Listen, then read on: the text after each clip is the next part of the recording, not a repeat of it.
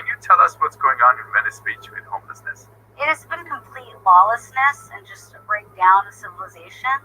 There are people who are living in tents, RVs. They are surrounded in their filth. There's feces. There's needles on the floor. They're living in squalor. Can you give us some examples of the crime? We're seeing drug dealers coming in because they dominate the market, and it's a supply and demand issue. They prey on the homeless. Now we're seeing different gang members fight for control of the area of the boardwalk. There was a measure that was passed that allocated $1.2 billion to this problem. So what's in the approach that LA County has been taking? Controller Ron Galpern did an audit of Prop HHH and found that 30 to 60% of the funds were used towards soft costs. So that's consultants, architects, and it didn't actually go to housing. So it's been a real failure. This problem of homelessness in your community, the special interests are really involved in using the funding to do what they think the solution would be, but they're feeding themselves essentially in the process. I see it as just a big racket where everybody has their hand in the pot. It turns out that the homeless are just big job creators. Everybody is making money off of this very vulnerable population. So these group of key players, they don't really care what happens to these people. They have no incentive to solve this crisis because if they did, they would not have a job. The homelessness crisis in Los Angeles County continues to rise despite the support from both local and state governments. My guest today is Soledad Ursua. She serves on the Venice Neighborhood Council. Today, she discusses how the increase of homelessness in Venice Beach is impacting the community and how the special interest groups are benefiting from the crisis. Welcome to California Inside. Soledad, it's great to have you on. Welcome. Thank you. Thank you for having me. We want to talk to you about your neighborhood. Can you tell us what's going on in Venice Beach with homelessness?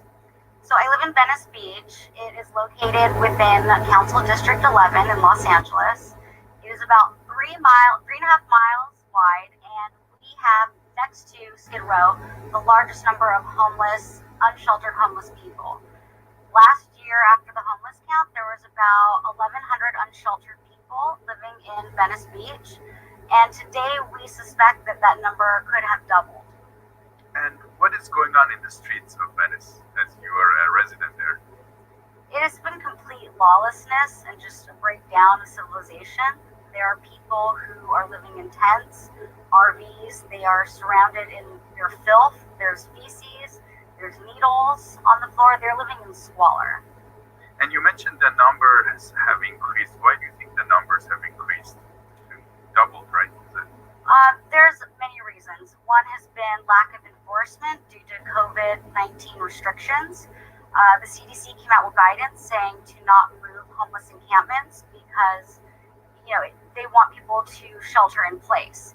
So we normally used to have the encampments cleaned once a week, so they stopped that. So we've gone a good 6 months without any kind of cleaning, and we've seen the number just spiral, where more people are coming, more belongings are piling up, and the conditions are just getting worse. And then also there has been a lack of enforcement. LAPD has gone through massive budgetary cuts. We've lost close to 20 officers on the Pacific Division Patrol. So we are dealing with, increased squalor on the streets and, more people coming to Venice. And we've seen an uptick in homeless on homeless crime. We have less enforcement, so it's just created the perfect storm. Can you give us some examples of the crime that is increasing? So 56% of aggravated assaults one of the people involved is homeless, whether it's a homeless victim or if they're involved in it.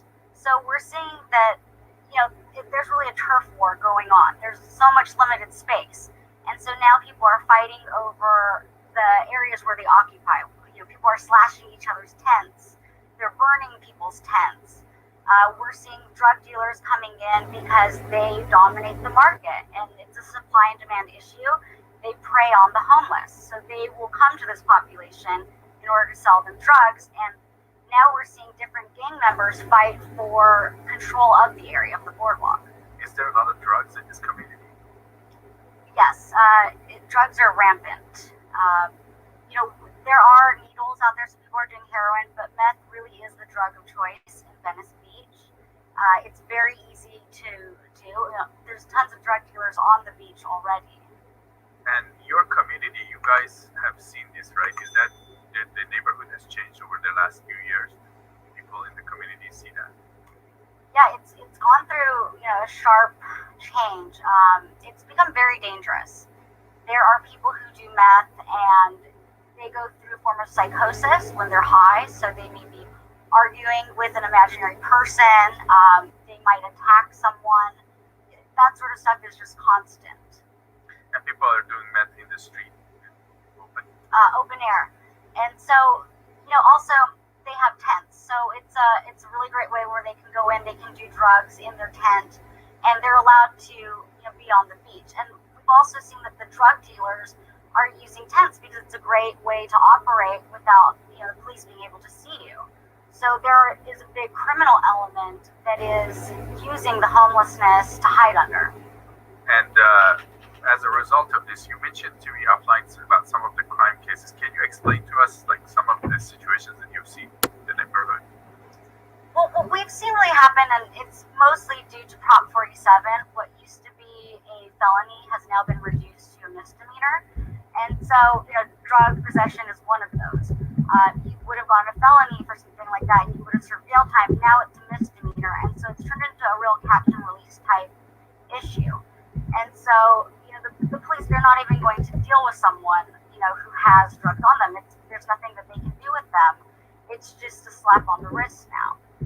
What about things outside of drugs, like violence? Is there some violence in the community? We had a local Venice man. He was an elderly man. He's about 71 years old. He was walking on the boardwalk with his bike. A homeless person came up to him. I believe that he was on meth, and he attempted to steal the bike from him. And as he took the bike, he pushed him.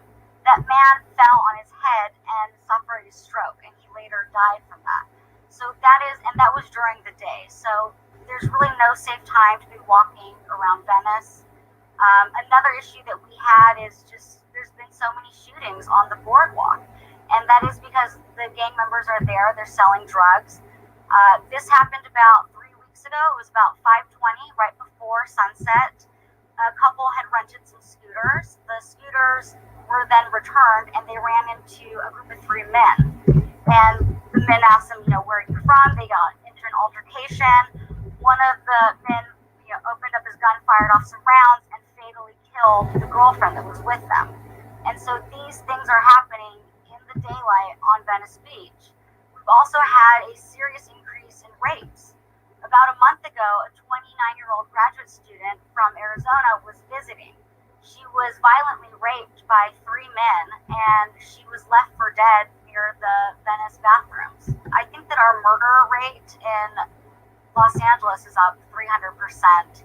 And this is also due to some of the COVID restrictions and just some of the budgetary issues that LAPD has gone through. But we've seen a massive spike in crime where residents do not feel safe leaving their house at night anymore. Burglaries are up, residential burglaries are up 26% in Venice Beach. And it's because people are trying to break into homes to steal something so that they can go and buy drugs with that. We've also had massive car break-ins. And meth is very cheap, so it doesn't take much to steal from someone to go sell that and then buy drugs with it. What about the homeless population? How are they doing? These are incredibly vulnerable populations. There are some that suffer from serious mental illness. They may have schizophrenia. We have just put them on the street and we just forget about them. It's just nobody wants to deal with that. Those people are a threat to themselves and others. They need real care. And we've just, we've classified all homeless as one type of person. There are some people who are drug addicts, and those might be the easiest to save because we need to sober them up. But we look at it as it's just one kind of person, and we've just put them all on the streets. There's also working families that have experienced homelessness, and they need help to get back on their feet. They don't want to be on the streets with these other people. They don't want to go to the shelters. But you would never want to take your family to one of these shelters because the gang members are running it. They're there because they're selling drugs to the drug addicts, and the mentally ill end up getting addicted to drugs as well. It's just this awful cycle, and nobody seems to care what's happening. So LA County, there was a lot of there was a measure that was passed that allocated $1.2 billion to this problem. So what's the approach that LA County has been taking to solve this problem? The money has been coming, right? So Prop HHH allocated $1.2 billion towards creating permanent supportive housing. The idea was to get people off of the streets. Unfortunately, due to increased costs, which were unexpected, very few housing units have actually been produced. Controller Ron Galpern did an audit of Prop HHH and found that 30 to 60% of the funds were used towards soft costs. So that's consultants, architects, and it didn't actually go to housing. So it's been a real failure. What is the city doing about this problem? They created bridge housing, and so what that was, it's 154 beds in a tent that cost about $8 million to set up. And so the idea there was to get people off of the streets and where they would await permanent supportive housing. That too has turned out to be a huge failure. What's happened is people don't actually want to come into the shelter because you can't do drugs there. So they would rather stay on the street. They've come up with this new metric of success, calling it dual residency, where they consider it success if a homeless person has a bed inside bridge housing, but then they also have the tent on the street. So that, in my mind, should not be considered a metric for success, but that's what they're leading with. And they are in the process of creating permanent supportive housing. The site that is underway and will be approved shortly, it's the Reese Davidson project. It's 140 units of permanent supportive housing. It's located in the Venice canals. Why is it only 150 housing for 150 when you mentioned there's 2,200 homeless in Venice? Well, Venice Beach is a very small community. You have a lot of duplexes. I don't think that we could build enough housing in the neighborhood to house all of the homeless. There have to be other solutions. We need a huge tower in order to do that. So the plan is to house 150 people out of the 2,200 that you mentioned. And what is the cost of this housing? For the Reese Davidson project, it's 140 units of permanent supportive housing.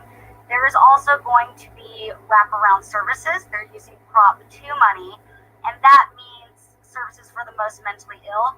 You normally see wraparound services used by a mental institution or facility. So there will be some sort of hospital facility in the ground floor, and a lot of people don't realize that it is going to be similar to a mental institution. And the cost of these units, is it pretty high? So right now, people are averaging permanent supportive housing units at about $700,000 per unit, and that's for about 450 square feet. And the cost can also range up to $1.2 million per unit because a lot of these projects do not take into account the value of the land, and that's something that you need to include to have the total development costs. So we're still unsure what the true cost will be. Everything is still moving, but it does look like the city planning officials will approve the project. It's up for project approval on January 13th.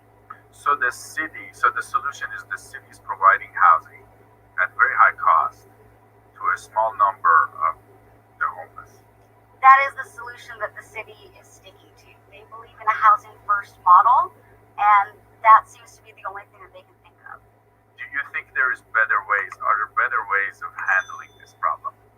There are many low-cost solutions. Some people have looked at tiny homes. Some people have looked at nice tents. There's a nonprofit in Venice called Share Housing, and what they do is they get formerly homeless people to share housing together. So it's like having a roommate, and they work to match people. They're renting directly from landlords with existing units, so there's no construction. Everything is ready to go, and they've had about an 80% success rate because when you put people together, there's less of a chance of them isolating. When you put somebody in a room by themselves, there's more of a chance that they could isolate or they could end up using again. this is almost like a college dormitory route, and it really acts as a method of encouragement because it's a sense of community. You're looking out for your roommate, people will cook together, and it really helps to make sure that nobody slips through the cracks because people are looking out for you. And so what Share does is they're able to house someone for $8,000 a year. That includes the rent and that includes the services that they provide. They have a plan in place to shelter 2,000 people for a cost of $8 million. That proposal has been given to our council member. We do not know what the status of that is, but if we wanted to take care of the unsheltered population right now, we could. And it's a very low cost and a highly effective route. Why do you think the city is not doing that? Because there's not enough money to be made. If you look at Prop HH8 specifically, you have to use new construction. It did not let you use the money for these low cost and highly effective solutions. And that's just because there's too much money to be made off of, this crisis. And how is the money made? Is it in the construction of these units?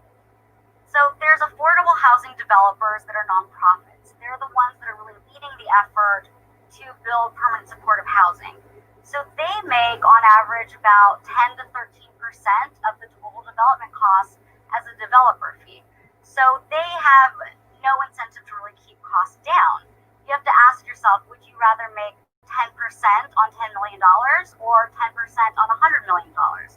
So what they do is they seem to jack up the prices. They're building in the most expensive neighborhoods where land value is incredibly high.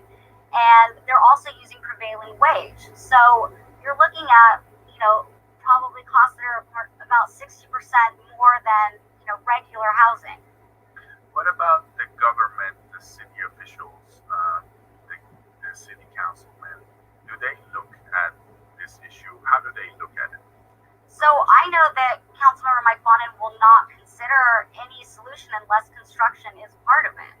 And that's because his constituents are the trade unions. The unions get these contracts to build permanent supportive housing, and they're getting prevailing wage.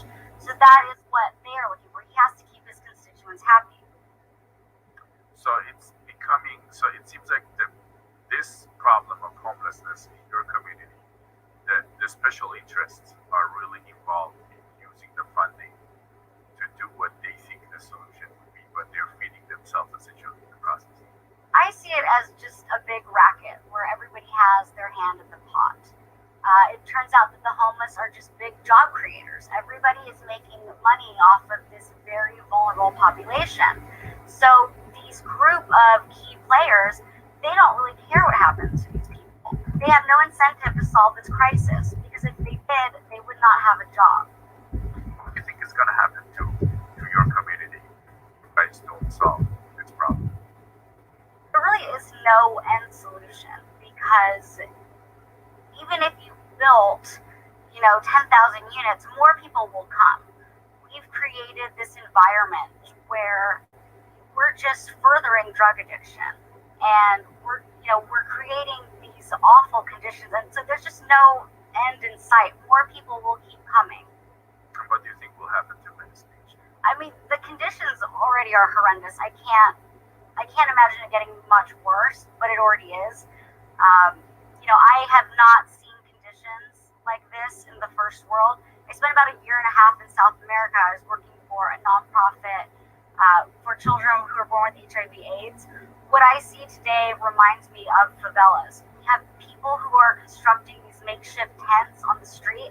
They're very dangerous. The people in there, they have their items in there. There's tanks, there's grills. It's just, I've never seen these kind of shanty towns on the streets. So could you explain to us, so it seems like there's nonprofit developers involved. Is there a component that of for-profit in these entities? How do people benefit from this industry? So there are two different types of developers. There are those that are nonprofits and they build affordable housing. There's also for-profit housing developers. But what we see today is that most developers have both. They have a for-profit entity and a nonprofit entity. And that's just to do different deals. But that seems to be the most tax advantage solution. So they're positioned as a nonprofit developing entity, but they do have a for-profit component. Correct. According to Los Angeles Homeless Service Authority, they're saying that they given 22,000 permanent housing and to homeless people, and then they've also provided 18,000 bridge housing. But they can't keep up. What are your thoughts on this? So I live about a block away from the Venice Beach Bridge housing, and we were sold on this, saying that if we have this bridge housing here, we would get increased cleanups. It would be this cleaning zone, and basically there would be more patrols, and so that's really how they sold it to the community. What we've seen is the complete opposite. There are now tents outside of bridge housing. They promised us that there would be no new encampments. We've seen that there's at least 50 new tents right outside of bridge housing, and they're operating at about 30%. It's so frustrating to live right there, and this whole new encampment set up. We just don't understand why they can't get people inside. It's just people don't want to go in there, and then increasingly we've lost the patrols that we were promised. They had allocated a special police car to patrol bridge housing. That was gone during the LAPD budget cuts. So now we're stuck with increased homelessness. We have increased, pop-up tents, and we have no patrol or no security. So residents are just so frustrated. Why has the Prop HHH ran out of money? It was just gobbled up so quickly. It was supposed to be made for shovel-ready projects. That never happened. And one of the main reasons the money is gone is because the costs are just astronomical. And we're finding 30 to 60% of those costs going towards consulting costs, soft costs. So this is the money that was never spent on the construction. Correct. So the Reese Davidson project with 140 units of permanent supportive housing, the nonprofit developer was originally planning to use Prop HHH money. So that money has been gone. So now they're looking to other incentives, and they have found Prop 2, which is for the most mentally ill. And what that is wraparound services. So it's something that you would use to finance a mental asylum or a facility. That's the definition of wraparound services. So these developers are sort of an example how they are not building for the end user or the community. They're building around the financial incentives made available to them. So they are looking to now use low housing tax credits and layer it on with Prop 2. So what residents don't really understand is you're going to have a ground floor mental institution, mental facility with upstairs low-income housing. So where does the funding come from for these developments? So the value of the land is astronomical as is, and that's given to these nonprofits for free. A lot of the money comes from the council members, from some of their designated funds. Money's coming from the state, and then many of the developers use the low-income housing tax credit, and that's a federal tax credit. This population that you mentioned is increasing, the homeless population in Venice Beach. Where do they come from? Unofficially, we're seeing about 70% are from out of state. Milton Friedman once said that you cannot have a welfare state and open borders, and California has really become a draw to homeless from other states, and that's because meth is legal and you can sleep on the beach. You will not end up in jail. Right outside Bridge Housing, which I live near, there is a man specifically who came directly from an Arkansas prison. He came here because meth is legal. He will not get in trouble and he will not go back to jail for it. He spent most of his youth in prison for a murder charge. And when someone asked him, did you do it? He admitted to it. So California has sort of become this haven for anybody who doesn't want to follow the rules, for people who don't want to sober up. And I don't see an end in sight. And I see just a big opportunity for some of these developers to keep building at $1.2 million per unit. It's supply and demand. For them, it's great money. There's no incentive for them to ever fix this. So what you're seeing in Venice Beach, is this happening in California and the rest of California as well? So homelessness is increasing in the large cities, notably the expensive cities. And it's happening in California statewide. And when you think about it, California, we pay the highest utility taxes. We pay high property taxes. And so people wonder what causes homelessness. It's just we pay so much money to live here.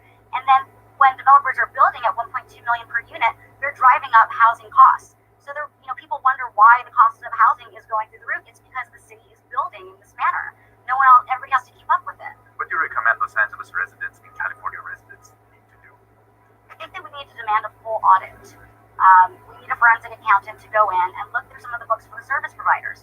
We need to see their contracts. We need to see what the metric of success is. Did you meet your contract? Did you fulfill it? I think that we need to really start exposing some of the corruption. And that goes for the developers as well. Let's see the cost and the budget for these $1.2 million units. It's just absolutely ridiculous to think that a 450 square foot unit would cost $1.2 million. The solution isn't working, and we need to follow the money because someone is making a lot of money off of these very vulnerable populations. Thank you. Thank you.